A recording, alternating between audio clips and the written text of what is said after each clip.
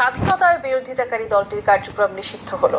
সরকারের নির্বাহী আদেশে সন্ত্রাস বিরোধী আইনের 18 ধারার 1 অনুচ্ছেদ অনুযায়ী জামায়াত ইসলামী, ছাত্র শিবির ও তাদের অন্যান্য অঙ্গ সংগঠনকে নিষিদ্ধ করা হয়েছে। এর আগে নিষিদ্ধ করার বিষয়ে আইনি মতামত দিয়ে স্বরাষ্ট্র মন্ত্রণালয় ফাইল পাঠায় আইন মন্ত্রণালয়। এই দলগুলো নিষিদ্ধ হওয়ার পর তারা আর এই নামে রাজনীতি করতে পারবে না। কোটা সংস্কার আন্দোলন ঘিরে সহিংসতার ঘটনায় জামায়াত ও এর ছাত্র সংগঠন ইসলামী ছাত্র শিবিরে জড়িত থাকার অভিযোগ করে আসছিলেন সরকারের মন্ত্রীরা। এরই পরিপ্রেক্ষিতে গত সোমবার আওয়ামী লীগের নেতৃত্বাধীন 14 দলীয় সভায় জামায়াত শিবিরকে নিষিদ্ধ করার বিষয়ে একমত হন ওই জোটের শীর্ষ নেতারা। এর আগে আদালতের রায়ে নির্বাচন কমিশন 2013 সালে জামায়াতের নিবন্ধন বাতিল করে।